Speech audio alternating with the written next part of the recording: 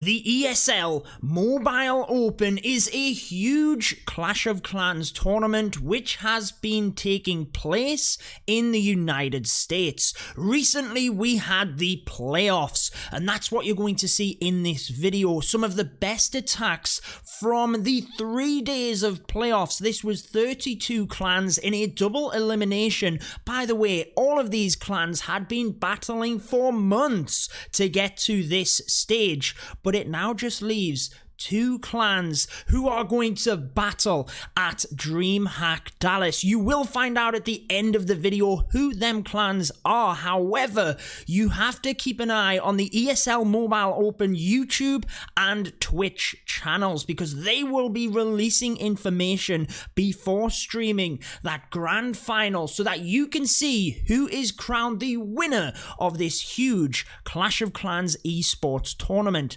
Now, in this video, you are going to see attacks by some of the best clans: Coastal Clash, Hive, WHF. We had Crimson Alliance, COC Hogwars. We're going to show you a little bit of a variety of some of the strategies that were used throughout the playoffs. First up here, you can see Coastal Clash smashing into that base with the Pekka Smash technique. We featured this on my channel quite a lot recently, and for good reason.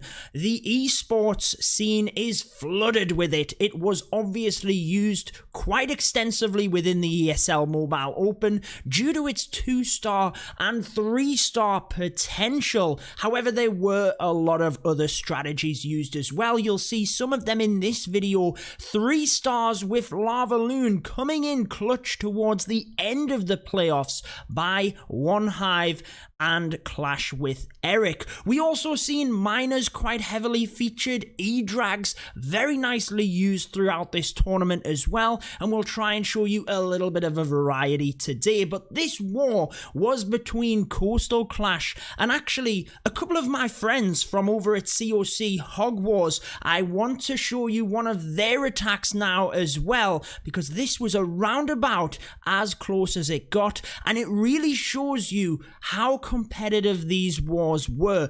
They were super close on percentage. Anyone that nicked a 3-star, you might have thought got it, but there were wars when it got flipped around and it was not only a 3-star that was the requirement. However, this time we have Boston J coming in with the Bowlers and Witches, beautifully using that Stone Slammer initially in order to take out one of the Inferno Towers, but also helping to create a funnel within the base. You can see Pekka's now being used up to the north as well to try and cut off that path and allow a straight shot towards the Town Hall. Obviously, you've got to get that 2 stars.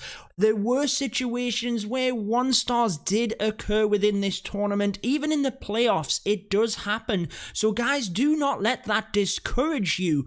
Do keep practicing, do keep chugging away, because that's exactly what these clans did. The ESL Mobile Open was all about letting everyone be somebody and actually just taking part, having a go, having fun, and some of these clans made it all of the way. Boston J there taking down that Town Hall. We will fast forward through the rest of this attack and swiftly move along to the next one, but this is the beauty of any of the Pekka Smash style attacks. They can punch into the base, get that Town Hall, get a strong 2-star, and have the potential of a 3. It's very quick, so you get a lot of time to then clean through the base here. Just not enough time in this one for Boston J. Gets high of 90%, so a beautiful attack. But actually, in this war, it was Coastal Clash that did indeed take the victory. However, it was double elimination. Like I said, guys, head on over to the ESL Mobile Open YouTube channel if you're watching here on YouTube, and you will be able to watch any of this back. They are all there in terms of the playoffs, but also you can look forward to the next event, which will be the grand final in DreamHack Dallas. We now have an attack by Hive and Jimmy coming in with the miners. Now, there were actually 2 teams from one Hive involved in this war, in this qualifying stage, should we say, guys, the playoffs. That just shows the diversity within their clan. However, Jimmy here using the miners, and again, it is a comfortable 2-star with the potential of the 3, and all of these guys were gunning for the 3, but I really like this attack because of the Town Hall positioning. This is a good base to try and defend and give the opportunity for the other player to only get a 1-star. Notice the huge gaps around the Town Hall. There's not clear pathing onto it, but Jimmy does a very good job here. Using the Queen on one side of the base, realizes that there's no heavy damage in any one area, so actually the King and Queen on either side of the base can create quite a good funnel, and they can walk right the way down. Needs to make sure to get a good spread on the miners, though. You can see how he actually has some on either side of that channel, so that there is still a good proportion of them gets into the center of the base, onto that Town Hall, and clearly smashes it for the 2 stars. 3 heal spells are still left at this point as well, as the miners come through, and what an attack it was against Crimson Alliance. And like I said, there were a ton of clans in here. I want to give a shout out to everyone that was here as well, that took part, and all of these matches were live streamed over on that ESL Mobile channel by Paul, Inverum, and Woody as well.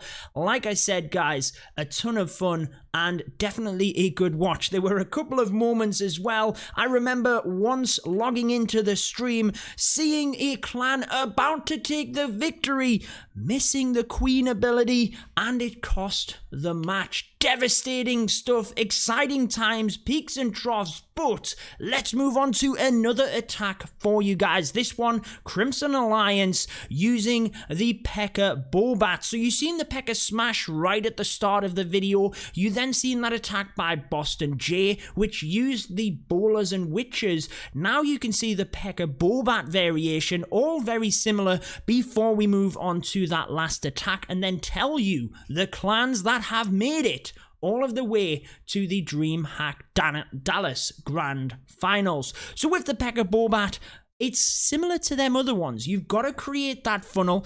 Used very wisely here are a couple of minions. They are free snipes over in that area. Again, the Pekka Bowler Bat, you can run out of time, and anything that can increase your percentage in these esports wars are definitely recommended.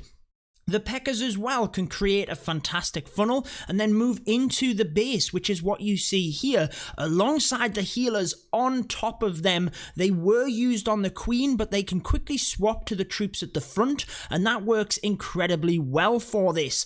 But for the bat portion of the attack, you need to wait until you've got clear pathing for the bats. So notice how we're not rushing here. We are just waiting until the bowlers and the Pekkas have got right the way through the base, and we know where the bats will go. That is one thing that you need to practice, guys. Otherwise, you can quite easily send your bats around and they will split up. You need to keep them together.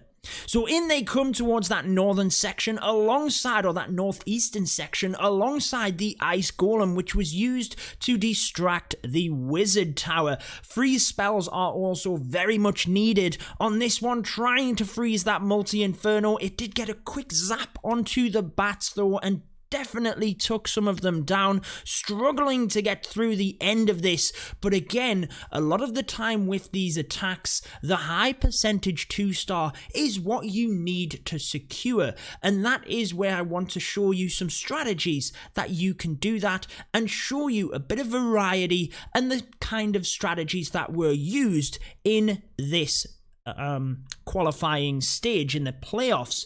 But we're going to finish off with a 3-star by Nick of WHF. Again, there were numerous 3-stars throughout this playoff area, but Nick here gets it done with that Pekka Bowler Bat technique, and let's show you how exactly he did it. So the healers on the Queen, a couple of loons there, just testing for any black air bombs. Again, you cannot have a scout on these. It is a one hit against the base. The king is used down at 4 o'clock in order to cut off the funnel on that side, but is placed in a way so that he will hopefully come into the base as well, but it didn't quite work. That's not the end of the world. That will actually keep the bowlers on track towards the town hall. Maybe Nick meant that.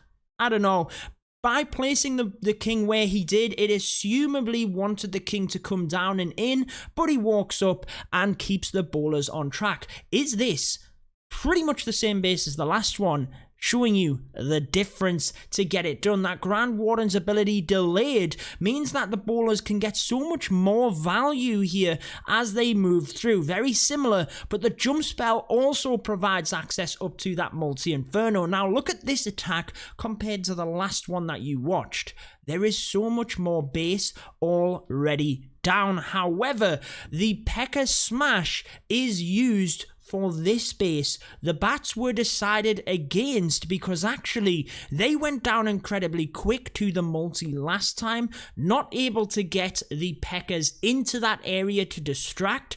So Nick, not knowing that actually, but I'm just comparing the attacks because the bases are similar, just decides to press the Pekkas right up to that top area to take that multi.